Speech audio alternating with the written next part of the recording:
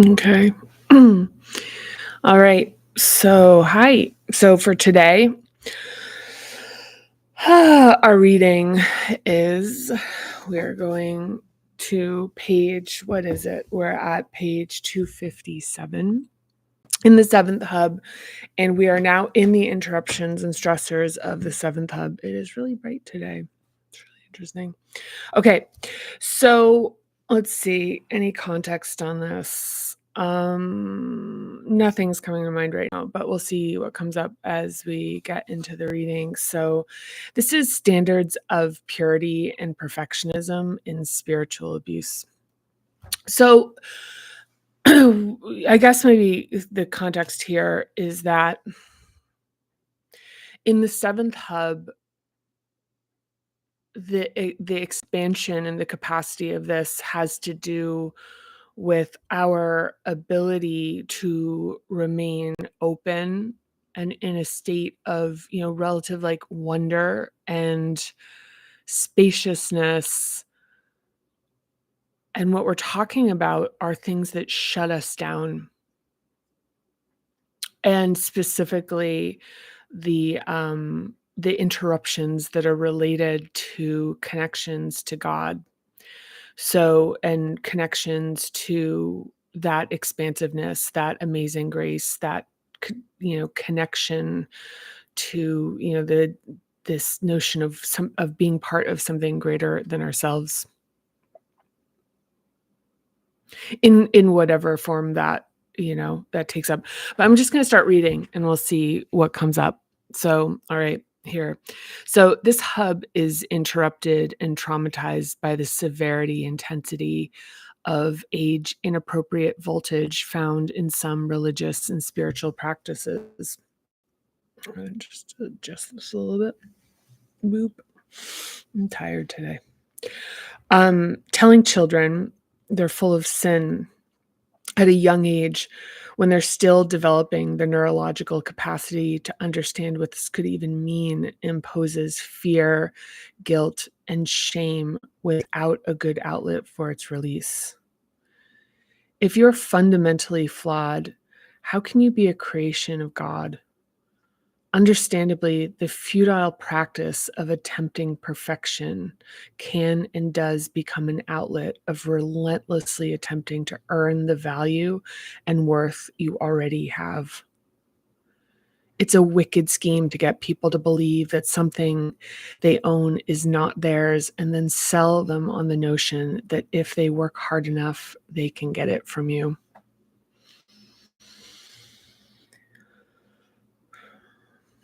In going back to the third hub, chapter 6, something that's just really central here is how many like institutions are working to create this notion of separation, or this notion that there's even something within us that like we house something that is inherently dark or evil within us that need that it's like that need, it's like this notion that is, I mean, it might even be something where it's like, wow, it's so deeply embedded that like the thought of it might be like, wow, like I've never even realized like how many places put this notion inside of me that I need to purify myself, that I'm somehow like dirty, you know? And it is. I mean, the idea that God would create you, God is the ultimate creator, but also creates you, full of sin is really, really paints a very cruel picture of what a God could be, It's like, yeah, I mean, like some or I don't know, I guess what they would be called theologians. I mean, the notion that God is either incredibly cruel or all powerful is like just and or it's It's difficult, and the thing is that I'm reluctant to charge really hard at at someone's notion of God as it's been taught to them because it's precious and it's tied into really deep components of like our life and the creation of kind of our sense of who we are and our identity. So kind of like delicate about it. So when severe restriction and austerity are taught as being noble, and when restrictive practices are moralized, the interruption of perfectionism and aspiring to attain purity becomes destructive. Practices that require deprivation and unquestioning blind obedience are trained into children at ages before they have the cognitive capacity to understand them. The intensity and severity create a relationship with obedience and punishment avoidance, not with the sincere devotion of a personal relationship with divinity. Yeah, even reading this, for me, it pushes on something that is like was like deeply patterned into me, which is this notion of like austerity and like the Puritan work ethic of this, that really pushes out. So like the thing about like austerity and obedience and unquestioning and doing things that you don't like to do is what that does is it pushes down on second hub because everything about expressing like the second hub like pleasure and enjoyment and desire and experience and feeling is just naturally arising. It's like it's inconvenient, you know um things that are, it's like a meal or intimacy or anything that's real. It's not like on a clock. It's just so it's like very counter to this. So if it's been moralized to be like austere and restrictive and push yourself harder against things that are uncomfortable. I mean, this is something I'm speaking from somebody who's like tremendously good at this.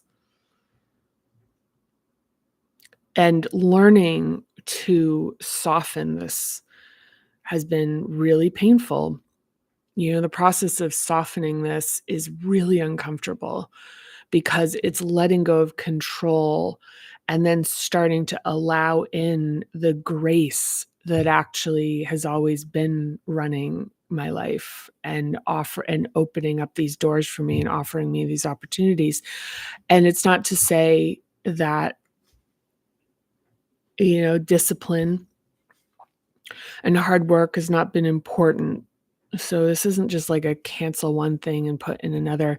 It's about allowing for more of a like this nuanced dynamic flow of these qualities to exist together, which is a lot harder. It's a lot more skilled to be able to like hold to, these kind of like complementary opposites, these paradoxical qualities, to hold them simultaneously. Um, Because they're easier when it's black and white. It's what I find. I find it's easier when it's like, this is just how it like, go, like, discipline, discipline, discipline, um, versus like discipline sometimes and then enjoyment other times. Like, that's hard. That for me, I would say, like, that's where there's challenge. Um, And also, one of the things when we're talking about here is when we're talking about who, sort of like who takes credit, and like, sometimes people talk about ego death and it's like who takes credit and for fear, like hypervigilance being like, look, I'm the person that keeps you safe versus the naturally arising reflex of like kind of the self-protections that actually just arise right in time and planning doesn't actually support. You just know, it's like In the fact that, that maybe something happens that you can't protect yourself against, and that the notion is like, I should have been more fearful, and that would have solved. But but like, and so the counter I'd put into that is that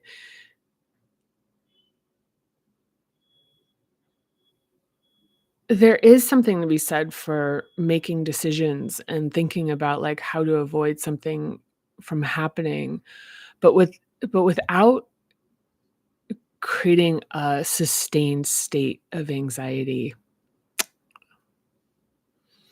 That would be the the option. So, enlightenment is not charisma. It's not being an effective communicator, appearing happy, wise, peaceful, somber, or any other popular notion about the appearance of an actualized person. It's the quality of watching without correcting, watching before correcting, and a state of radical acceptance that's embodied within us as the emblem and not to be mistaken for inaction. Achieving this state is interrupted by fear, guilt, shame, and envy, along with the so-called virtuous behaviors that insidiously feast on us through notions of imperfection and impurity.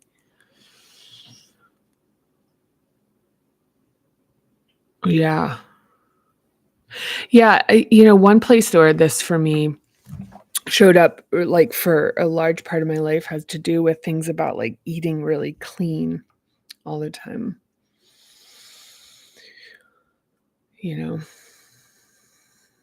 And that goes so far. I mean, it goes so far. It's like the whole thing where it just, you can really find organizations and people and that really get into, like, how clean it can get, you know? Really support this sort of dislocation of the same notion, you know? So purity, we're gonna do purity, and then we're gonna do perfectionism. So purity is another interruption that can be part of spiritual abuse. Babies and children are very tactile, self-serving, and naturally free of guilt and shame. They perform seemingly endless examples of behavior that can be labeled as impure, which helps form a narrative around the so-called sinful nature found within babies and children. This furthers the disconnection from knowledge of developmentally appropriate behavior and denial of the depth of our interconnection with the natural world. Practicing faith in community is another paradox to be managed because the connection to others within it is so important. But when belonging becomes an identity of in-group, out-group tribalism with restrictive rules striving towards perfection and purity, this hub is either getting interrupted or stuck in a holding pattern. All communities have standards and boundaries to protect, but when a community justifies oppressive action done to others, it has become distorted and maladapted in its pursuit of knowing God. Oh, that's pretty strong.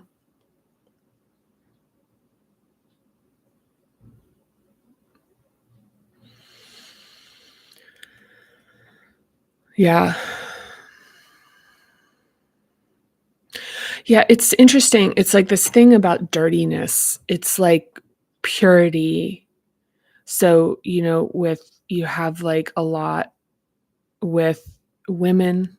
It has to do with, like, preservation of their, sort of moral purity as it relates to, sex, their virginity, cleanliness, like, to a point of that doesn't, I mean, I think one of the things a good, like, the first thing that just popped into my head was this notion, it's like when you're in health class in high school and you see that your body is actually like its own ecosystem of, like, bacteria, like, in your body, you've, like, bacteria, you have, like, mitochondria that have, like, are their kind of own thing, and then the mites and everything that we have just, like, on our skin that are, like, just, and then, I mean, it's kind of like this notion that we're this, like, completely singular thing, like this thing that's like that can be so clean, that can be, just like washed, like wash your mouth out with soap. If you say something that is, rude or cruel or mean, that you'd like clean it out of you. To you're like in the pursuit of this state of like sort of this like pristine, this, I don't know, it's just such an odd thing because it doesn't really exist. There's nothing that just like stays clean. There's nothing that can, so it's this active notion. There's nothing that even gets completely clean. And it's not necessary. Like it's like it's not necessary for anything to be like bleached, because the other thing too is like if you bleach a garment, it like destroys its fibers. So if you want, it's like you bleach something because you want it to be like so clean and then the fibers disintegrate. It's probably an analogy there. It's probably an analogy there. I don't think it's that hard to, I don't, if that one needs to be explained, there's no, it's like, yeah, no. Okay, so perfectionism, next section. Perfectionism is a mental construct and an interruption of the seventh hub, although it can be imposed throughout all the stages of a child's development. The interruption is debilitating and restricts the ability to love and accept ourselves and others. It interferes with allowing, accepting, and surrendering to the awe and magnificence of being a remarkable part of the universe. If accepting yourself as you are right now is too painful or difficult because of past hurts or shaming, neglect, or any other interruption that creates feelings of worthlessness, it often leads to the protection of dissociation and disembodiment, which is the detachment from feeling and a struggle to stay in the present moment. Parents with unhealed interruptions of perfectionism try to teach their children how to be the perfect child, student, community member, spouse, parent, and employee. But perfection is a mirage, even if its pursuit begins with great optimism. It eventually becomes joyless. Feeling unworthy is a profound disturbance, and perfectionism, trying to prove oneself worthy, is a punishing practice. Yeah, and even being taught that, like that if you're perfect, it's like being taught that, or whether explicitly or inexplicitly, that when you do things well, that's when you're seen and approved of and loved. That's a thing. Okay. There isn't anyone who is undeserving of love and mercy, but that doesn't mean you have to be the person providing it. Instead, you must be able to receive love and mercy. A common theme during my interviews for the Parinama method was parents who gave their children advice but were incapable of following it themselves. I would ask, was the advice a behavior or action they demonstrated for you? And in most cases, this was the first time the interviewees had realized that their parents had not been able to follow their own advice, although they hoped their children could. On further exploration, the advice was very often about the unrealized achievements parents blamed for their own disappointments.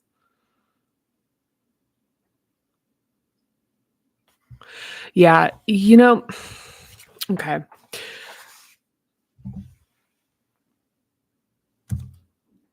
Let's see.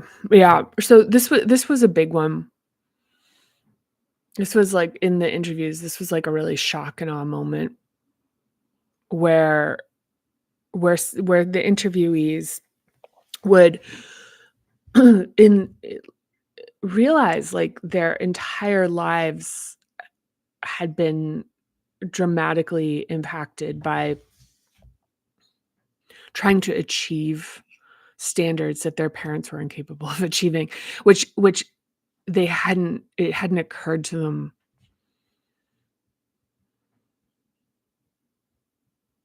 And the reason the parents aren't capable of achieving them is because they're not capable of being like, they're not achievable, you know? Like, last night, to get out of the rain, I walked into a Target, and I was walking around the Target, and I was thinking, I was like, I have everything I want. Both in sort of a philosophical and a practical sense, where I walked around, I was like, "Look, I kinda have everything here that's, like, worth having," in one sense. In the other sense of being like, even having it doesn't really do anything for you. And I started just thinking about stuff, and about,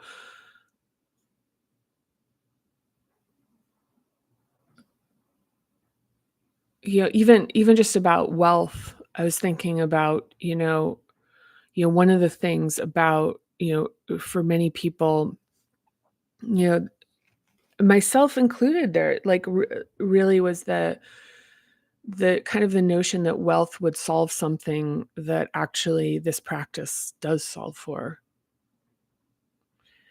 But the thing is most people don't never achieve the level of wealth to test the notion that having things, and even like the notion of financial security, is always unstable. But the idea that to be rich would make, it's like if I had all this stuff, I'd be respected. If I had, um, that my life would feel really good. But, as previously referenced, if the second hub is completely contracted because everything is about achievement, the ability to feel doesn't come on through external. The ability to feel is an inside job. It needs to be actively expanded and courted and, like, developed and made more. It really is something that is not like, there's nothing that you can buy that is going to make you be able to feel the sense of enjoyment and appreciation for the thing. It's not external, it's from the inside out.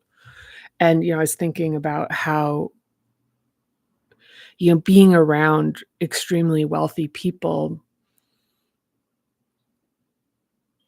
is the best way to see that this kind of thing where it's like, okay, well, and I think you can probably relate to this, which is like, to achieve something, spend a lot of time trying to achieve something, whether it's financial, physical, romantic, having something like any goal, writing a book, career successes, like traveling the world, um, whatever it is, it is. And if the instrument that we're playing with has restrictions in certain areas, there's just some notes that can only be played if there's like intense new experience, and just having like that one moment, it's like you get like a shot of it. It's like blowing a ton of air through it, and it sort of gets a note. You can hear a note versus like expanding the actual instrument. So like when the air goes through, you get the notes. It's not like you're not having to like jam it out. Um and like fight, it's like the third hub to like fight to have feelings, fight to be able to have experiences that you know make it possible to feel and enjoy and feel free and have trust in yourself. Um that the way perfection and purity are set up, and actually I kind of alluded to this with talking about the purity with nutrition, is that there's always going to be a thing if you achieve the level that you sought out for and it doesn't give the feeling that you expected, there's this built-in trap of like, well, you're not doing it hard enough and you need to do it a little bit more. Or if you got that little, like, kinda hit off of it and it's like, "Oh, it's chasing the dragon now." It's like, I remember this one time I was using skincare products, the Origins skincare products I'd buy in Harvard Square, and, like, the first one I used was, like, like, I was like, "Oh, this feels like really ele," like, really, it was just really exciting to take care of myself, and whatever. It smelled nice. It was a ritual. And by the time I was done, I was using 13 different products as part, like just skincare. Like just skincare. And and just this kind of notion of like, it's always like that feeling. It's like, okay, more like, let's keep, you know, you know, it was, like this with exercise, it was like this with yoga, it was like this with nutrition, it was like this with work, it was like this with relationships, it was like this with everything, And so when I'm talking about parinama method, I'm talking about what we're seeking actually comes from the inside. And the longer we spend time seeking the validation, seeking the ability to feel validated, feel good, feel enjoyment from the outside, it just keeps us kind of in this place. And in terms of this interruption here that we're talking about in the seventh hub, is this perfection and purity, the seeking of that, the seeking that there's something that you can do to yourself to cleanse yourself of this division, this imagined division, this imagined dirtiness, this imagined sin, this imagined thing.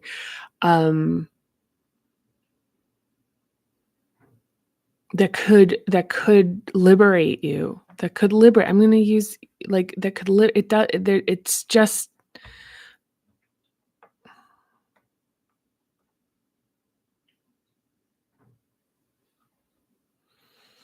I mean, so many people die, and on their deathbeds. It's like mentioned more than once in this book that the top regret of the dying is, I wish I'd been more fully myself. I wish I'd number one regret of the dying. It's authenticity again. Everything where, even the thing where people say, well, the most powerful feeling is love. Well, when they did when they were testing what was it, like the wavelengths or the frequency of emotions, where people said, well, it must be love, must be the strongest emotion. It's like authenticity, to be true to yourself. This love, the greatest love of all is your love with yourself, is this relationship that you have, this experience, this person that you're with all the time. To love this person, to experience this, to feel how powerful you are, to feel how unique you are, how interesting you are.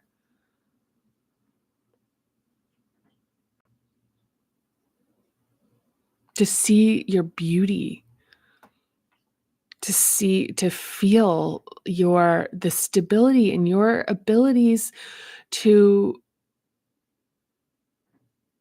make things work.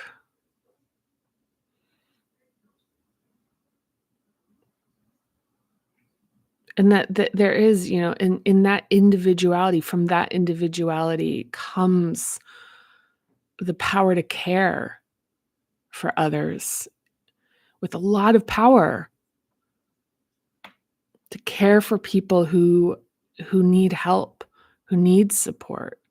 That comes from the strength of our own sense of self.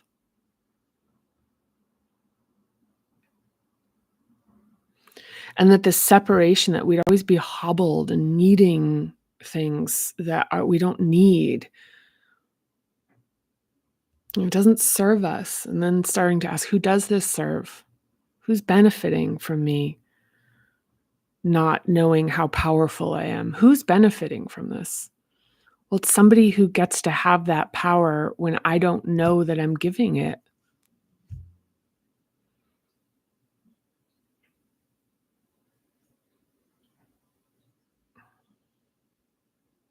So these contemplations,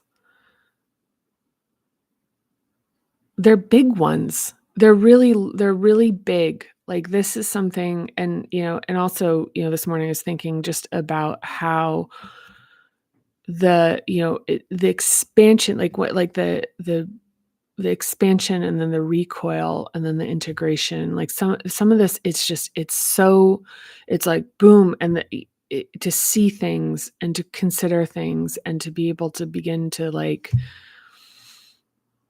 realize the impact. It's kind of like it's there is a recoil that happens, and that tends to disappoint people. They go, "Oh my gosh, I thought I just had this great revelation." But you have to there isn't just immediate hopping into a new timeline. Like there's an integrating what we're figuring out with who we are in a way that can work in a practical sense.